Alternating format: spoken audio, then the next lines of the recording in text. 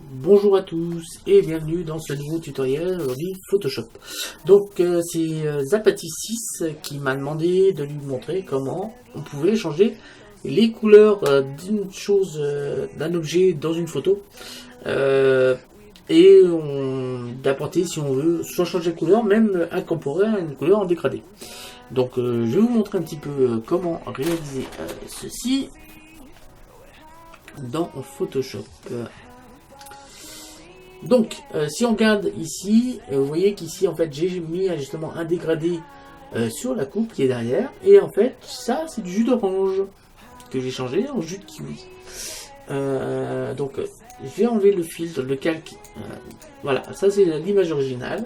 Et voilà ce qu'il est devenu après avoir changé les choses. Alors, vous allez voir, c'est assez simple à faire. C'est même très très simple pour un petit peu modifier tout ceci. Alors, on va ici. Là. Donc, pour réaliser tout ça, alors ici vous allez voir la réponse clavier.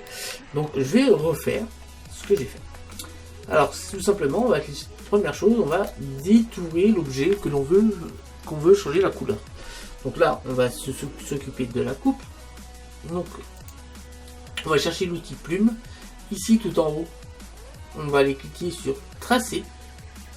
Voilà, une fois que c'est fait, alors je rappelle comment fonctionne l'outil plume. Quand on fait un point, on va avoir des traits comme ça, rectilignes. Si on met le point et on va tirer, on va avoir deux tangentes, on va appeler ça. Donc une de ce côté-là, une de ce côté-là. Donc celle-ci, la courbe va être tangente à ce trait-là. Si j'appuie sur la touche CTRL, je prends la poignée qui est ici, je peux modifier la tangente. Maintenant, si j'appuie, je maintiens la touche CTRL et je viens prendre la poignée ici, je peux déplacer ce point. Et après, ça c'est la tangente de sortie. Donc, si je viens rajouter une tangente ici, on a bien une tangente d'entrée, une tangente de sortie. Et là, on va pouvoir déplacer la tangente ici aussi. Voilà. Ensuite, si j'appuie, si je ne veux pas de tangente, parce que si j'ai par exemple, je vais allonger cette tangente ici, et que je veux faire une petite courbe ici, vous voyez qu'on va avoir un problème, parce que là, comme c'est la tangente, et que la poignée est jusque là, alors soit on diminue la poignée, soit encore plus simple, j'appuie sur la touche Alt, et là, alors, on va refaire ici, j'appuie sur la touche Alt, et il y a un petit V qui va apparaître, ça va en fait faire qu'une tangente, ça va se couper la tangente de sortie, ce qui fait qu'après je peux faire ma poignée comme je veux de l'autre côté. Voilà, ça c'est fait. J'appuie sur entrée, je vais, voilà, pour supprimer tout ça. Donc c'est parti, on va détourer ici la coupe. On va changer la couleur de la coupe. On va la mettre en doré, tiens. Donc je viens prendre la poignée ici et on va venir. Alors n'hésite pas à zoomer. Donc je prends la poignée, j'appuie sur la touche CTRL et on va venir bien s'aligner. Là, quelque chose comme ça. J'appuie sur Alt.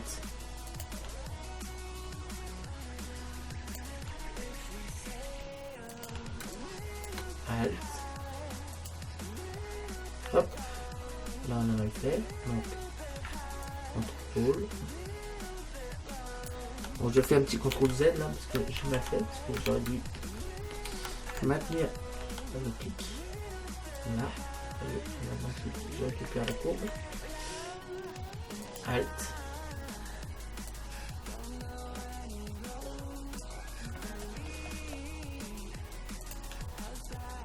Alt.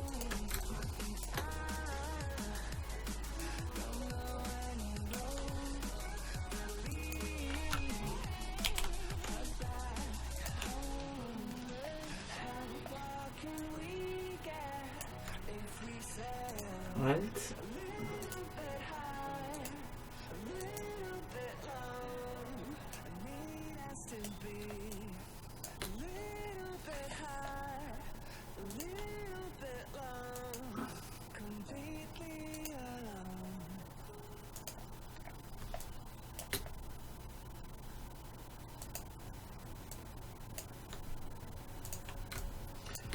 Alors, essayer d'être le plus précis possible. On appuie sur Alt.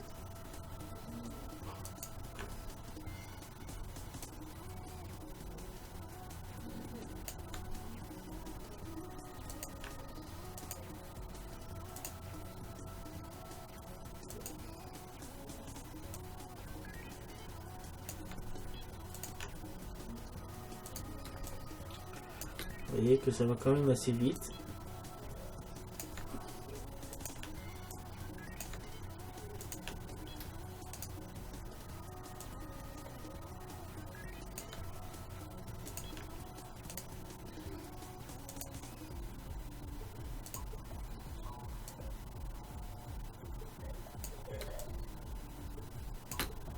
Voilà.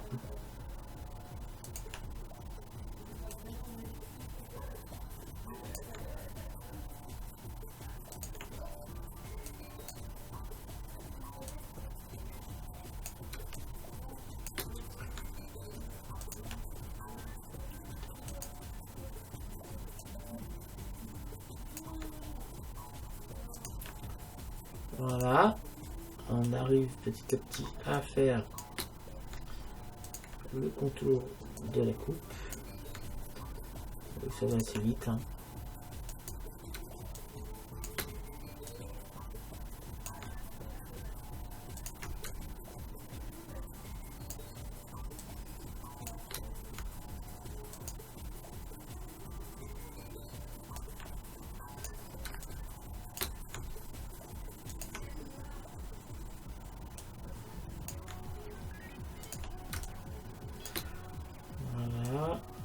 On arrive à la fin. Donc on va suivre la forme de la coupe ici. Ça vient jusque là. Ensuite, on va monter comme ça.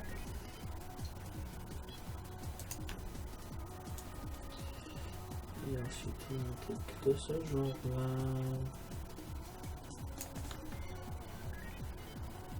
Voilà. Une fois qu'on est rendu là, on va revenir ici. Je fais un clic droit, définir une sélection. On laisse en 1 et on clique sur OK. On va sur l'image originale et je fais un petit contrôle J. À ce moment-là, on vient de copier, de faire une copie de l'image originale, mais seulement sur la sélection, c'est-à-dire qu'en fait, on vient de créer une copie de la coupe. Donc là, on va continuer, on va finir, on va découper ici. Donc on est toujours avec les petits plumes. Et là, on va venir ici. Ensuite, je reviens mettre un point ici. Un point là. Et là, on va jusqu'au petit rond. Tu fais un clic droit. Définir une sélection. OK. Et j'appuie sur la touche supprimer du clavier. CTRL D pour enlever la sélection. On va refaire ici un petit trou, pareil, une façon. Voilà, j'appuie sur un point ici, la poignée et on va venir. Là, clic droit, avec clic droit, avec clic droit, définir une sélection. OK, supprimer, CTRL D. Voilà. Alors on a, pour l'instant, on vient de créer une duplication de notre coupe. On va double-cliquer au bout. On va cliquer sur incrustation de couleurs. Et là, on est en... Alors, on va se mettre l'opacité à fond. Donc là, on choisit la couleur. Donc là, je veux du doré. Donc je vais mettre une couleur à peu près entre le jaune et l'orange. Voilà, quelque chose comme ça. Ensuite, je vais changer le mode fusion. On va le passer en couleur. On voit tout de suite que c'est doré. Mais le problème, c'est que là, ça fait pas réaliste. Pourquoi? Tout simplement parce qu'ici, on a tous les reflets. On a bien tous les reflets, mais ils ne sont pas de la couleur idéale. Donc là, pour rectifier ça, on va tout simplement baisser l'opacité. Et là, on va récupérer la couleur de nos éléments qui sont derrière. Tout en conservant la couleur dorée de notre coupe. Je vais cliquer sur OK. Et maintenant, si j'affiche la coupe au milieu de notre scène, on croit vraiment que la coupe est dorée. qu'elle a toujours été dorée d'ailleurs. Voilà. Donc, je vais cacher le masque. Vous voyez que on a vraiment changé la couleur sans problème. Alors, pour faire quelque chose de pareil, mais en dégradé. Au lieu d'aller dans l'incrustation couleur, on va aller dans l'incrustation dégradée. Vous cliquez ici et là on a l'incrustation dégradée. Donc pareil, on met en couleur, on baisse l'opacité et voilà, on a la même chose mais en dégradé. Voilà. Alors je rappelle pour ceux qui ne se souviennent pas, pour définir un dégradé, on vient ici, on va cliquer ici et on a cette fenêtre qui va s'ouvrir. Alors pour ajouter une étiquette, il suffit de cliquer là et on ajoute une étiquette. Vous voyez que tout de suite ça prend la couleur blanche. On va, et là on a 2 poignées. Alors les poignées, si on regarde bien, ça fait, ça nous dit où le changement de couleur a lieu. Donc après en cliquant là, pareil, une poignée ici. Donc après pour enlever l'étiquette, on prend l'étiquette et on glisse vers le bas. Par exemple si je veux pas de rose, j'enlève le rose. Si je veux du rose, je viens là et je vais chercher la couleur rose. C'est aussi simple que ça pour faire un dégradé. Voilà. Alors bien sûr, on peut augmenter l'échelle ici.